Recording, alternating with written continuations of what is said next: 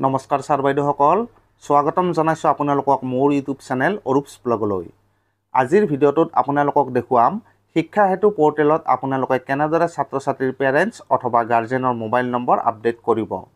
যোৱা 9 মে 2025 তাৰিখে সমগ্ৰ শিক্ষা অসমৰ ফালৰ পৰা শিক্ষা হেতু পৰ্টেলত ছাত্ৰ ছাত্ৰীৰ পেৰেণ্টছ অথবা গাৰ্জেনৰ মোবাইল নম্বৰ আপডেট সম্পৰ্কীয় এখন বিশেষ নিৰ্দেশনা পত্ৰ প্ৰকাশ কৰা হৈছে আৰু এই নিৰ্দেশনা পত্ৰখনৰ যোগেদি অহা 13 মেৰ পৰা 17 মে 2025 তাৰিখলৈকে প্ৰতিখন বিদ্যালয়ে শিক্ষা হেতু পৰ্টেলত নিজ বিদ্যালয়ৰ প্ৰতিজন ছাত্ৰ ছাত্ৰীৰ পেৰেণ্টছ অথবা গাৰ্জেনৰ মোবাইল নম্বৰ আপডেট কৰিব লাগিব বুলি কোৱা হৈছে। যোৱা বছৰো সমগ্ৰ শিক্ষা অসমৰ ফালৰ পৰা এই নিৰ্দেশনা পত্ৰ প্ৰকাশ কৰা হৈছিল আৰু পুনৰবাৰ যোৱা 9 মে 2025 তাৰিখে সমগ্ৰ শিক্ষা অসমৰ ফালৰ পৰা পুনৰ এই নিৰ্দেশনা পত্ৰ প্ৰকাশ কৰা হৈছে। তো আজিৰ এই ভিডিঅ'টিত মই আপোনালোকক দেখুৱাম আপোনালোকে কেনেদৰে শিক্ষা হেতু পৰ্টেলত ছাত্ৰ ছাত্ৰীৰ পেৰেণ্টছ অথবা গাৰ্জেনৰ মোবাইল নম্বৰ এড অথবা আপডেট কৰিব। এই ভিডিঅ'টিত মই আপোনালোকক ষ্টেপ বাই ষ্টেপ গোটেই প্ৰচেছখিনি দেখুৱাবলৈ চেষ্টা কৰিম, গতিকে আশা কৰিছোঁ আপোনালোকে ভিডিঅ'টো অকণো স্কিপ নকৰাকৈ শেষলৈকে সম্পূৰ্ণকৈ চাব আৰু ভিডিঅ'টি চাই ভাল লাগিলে লাইক আৰু শ্বেয়াৰ কৰি দিব। তো শিক্ষা হেতু পৰ্টেলত ছাত্ৰ ছাত্ৰীসকলৰ পেৰেণ্টছ অথবা গাৰ্জেনৰ মোবাইল নম্বৰ আপডেট কৰিবলৈ আপোনালোকে প্ৰথমে মোবাইলৰ গুগল ক্ৰম ব্ৰাউজাৰলৈ যাব আৰু তাত চাৰ্চ কৰি দিব শিক্ষা সেতু আৰু শিক্ষা সেতু বুলি চাৰ্চ কৰাৰ পিছত আপোনালোকে এনেদৰে ৰিজাল্টছবোৰ পাই যাব। তো ইয়াতে আপোনালোকে ওপৰৰ পিনে যিটো লিংক দেখা পাইছে shikshasetu.assam.gov.in, তো তাত আপোনালোকে ক্লিক কৰি দিব আৰু তাত ক্লিক কৰাৰ পিছত আপোনালোকে এনেদৰে দেখা পাব। তো ইয়াতে লগ ইন কৰিব লাগিব আৰু আপোনালোকে শিক্ষা হেতু পৰ্টেলত লগ ইনটো কৰি ল'ব। লগ ইন কৰাৰ পিছত আপোনালোকে স্ক্ৰীনত এনেদৰে দেখা পাব। ইয়াতে আপোনালোকে ওপৰৰ পিনে তিনিডাল আঁচ দেখা পাইছে, তো তাত ক্লিক কৰি দিব আৰু তাত ক্লিক কৰাৰ পিছত আপোনালোকে এনেদৰে দেখা পাব। তো ইয়াতে আপোনালোকে বিভিন্ন অপশ্যন পাব। তো তাৰে ভিতৰত এটা আছে ষ্টুডেণ্ট মেনেজমেণ্ট। ছাত্ৰ ছাত্ৰীৰ মোবাইল নম্বৰ আপডেট কৰিবলৈ আপোনালোকে ষ্টুডেণ্ট মেনেজমেণ্টত ক্লিক কৰি দিব আৰু ষ্টুডেণ্ট মেনেজমেণ্টত ক্লিক কৰাৰ পিছত আকৌ কেইটামান নতুনকৈ অপশ্যন পাব। ইয়াতে আপোনালোকে ওপৰৰ পিনে দেখা পাইছে ষ্টুডেণ্ট লিষ্টিং, তো ইয়াতে আপোনালোকে ক্লিক কৰি দিব। তো ইয়াত ক্লিক কৰাৰ পিছত আপোনালোকে এনেদৰে দেখা পাব। যিহেতু আপোনালোকে এই কামখিনি মোবাইলত কৰিব, তো এই ক্ষেত্ৰত এনেদৰে আপোনালোকে এটা এটাকৈ তলৰ পিনে গৈ থাকিলে ল'ৰা ছোৱালীবোৰৰ নামবোৰ পাই যাব।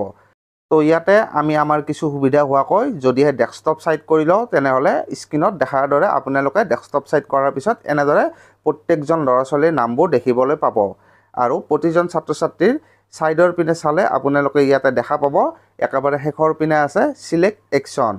তো তাত আপোনালোকে ক্লিক কৰি দিব আৰু চিলেক্ট অপশ্যনত ক্লিক কৰাৰ পিছত আপোনালোকে ইয়াতে পাব edit, view, update height and weight, update PAN, সেৱা, AHSEC আৰু ইউনিফৰ্মছ আৰু লগতে আছে ৰিকুৱেষ্ট ফৰ ৰিএনৰলমেণ্ট।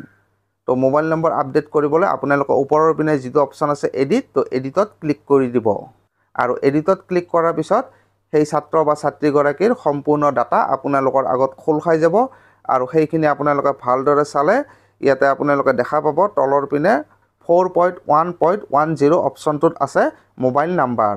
তো ইয়াতে মোবাইল নম্বৰৰ কাষত যিহেতু সেই ছাত্ৰ বা ছাত্ৰীগৰাকীৰ মোবাইল নম্বৰটো আগতেই ভৰোৱা হৈছিল, তো ইয়াতে সেই ছাত্ৰ বা ছাত্ৰীগৰাকীৰ মোবাইল নম্বৰটো অলৰেডি ইয়াতে ভৰোৱা আছে, গতিকে আমি মোবাইল নম্বৰটো চেক কৰিম। যদিহে ছাত্ৰ বা ছাত্ৰীগৰাকীৰ এই মোবাইল নম্বৰটো বৰ্তমান নাই তেতিয়াহ'লে আমি নতুনকৈ যিটো নম্বৰ ইয়াতে আমি ভৰাব লাগিব। তো তাৰ কাৰণে আমি ইয়াতে যিটো কাষত এডিট অপশ্যন আছে, তো ইয়াতে আমি এডিটত ক্লিক কৰি দিম আৰু এডিটত ক্লিক কৰাৰ পিছত ইয়াতে আপোনালোকে দেখা পাইছে এণ্টাৰ। তো ইয়াতে আমি ছাত্ৰ বা ছাত্ৰীগৰাকীৰ নতুন মোবাইল নম্বৰটো ইয়াতে আমি এণ্টাৰ কৰিম আৰু এণ্টাৰ কৰাৰ পিছত একেবাৰে তলৰ পিনে আপোনালোকে দেখা পাব নেক্সট। তো নেক্সটত ক্লিক কৰি দিব আৰু নেক্সটত ক্লিক কৰাৰ পিছত পুনৰ এটা নতুন পেজ খোল খাব। তো সেই পেজটোৰো তললৈকে যাব আৰু তলৰ পিনে আকৌ নেক্সট পাব, তো তাতো নেক্সটত ক্লিক কৰি দিব আৰু এনেদৰে প্ৰতিটো নতুনকৈ খোল খোৱা পেজৰ তলৰ পিনে গৈ নেক্সটত ক্লিক কৰি যাই থাকিব আৰু অৱশেষত ছাত্ৰ বা ছাত্ৰীগৰাকীৰ বেংক একাউণ্টৰ যিটো পেজ পাব, তো তাৰ তলৰ পিনে আপোনালোকে দেখা পাব আপডেট। তো ইয়াতে আপোনালোকে আপডেটত ক্লিক কৰি দিব আৰু আপডেটত ক্লিক কৰাৰ পিছত আপোনালোকে দেখা পাব ছাকচেছ বুলি ইয়াতে আহিব আৰু লগতে ইয়াতে জনাই দিয়া হয় যে অহা 30 মিনিটৰ ভিতৰত এই ডাটাখিনি আপডেট হৈ যাব। তো এনেদৰে আপোনালোকে বিদ্যালয়ৰ প্ৰতিজন ছাত্ৰ বা ছাত্ৰীৰ মোবাইল নম্বৰ আপডেট কৰিব লাগিব। প্ৰতিবাৰতে আপোনালোকে প্ৰত্যেকজন ছাত্ৰ বা ছাত্ৰীৰ কাষৰ পিনে যিটো অপশ্যন দেখা পাব চিলেক্ট একশ্যন, তো তাত ক্লিক কৰিব লাগিব আৰু তাত ক্লিক কৰি যিটো প্ৰচেছত ইয়াতে এই ভিডিঅ'টোত আপোনালোকে দেখা পালে মোবাইল নম্বৰ কেনেদৰে আপডেট কৰে তো সেই একে প্ৰচেছতে আপোনালোকে বিদ্যালয়ৰ প্ৰতিগৰাকী ছাত্ৰ বা ছাত্ৰীৰ মোবাইল নম্বৰ আপডেট কৰিব লাগিব। তো আশা কৰিছোঁ নিশ্চয়কৈ আপোনালোকে এই গোটেইখিনি কথা ভালদৰে বুজি পাইছে আৰু এই ভিডিঅ'টো চোৱাৰ পিছত আপোনালোকে অতি সহজতে নিজৰ মোবাইলতে বিদ্যালয়ৰ প্ৰতিগৰাকী ছাত্ৰ বা ছাত্ৰীৰ মোবাইল নম্বৰ শিক্ষা সেতু পৰ্টেলত আপডেট কৰিব পাৰিব। তো আজিৰ ভিডিঅ'টিত আপোনালোকৰ কাৰণে এইখিনিয়ে লৈ আহিলোঁ। ভিডিঅ'টো ভাল লাগিলে লাইক আৰু শ্বেয়াৰ কৰি দিব আৰু লগতে ভৱিষ্যতেও এনেকুৱা বিভিন্ন ধৰণৰ ভিডিঅ' পাই থকাৰ কাৰণে আমাৰ চেনেলটো ছাবস্ক্ৰাইব কৰি থ'বলৈ নাপাহৰিব।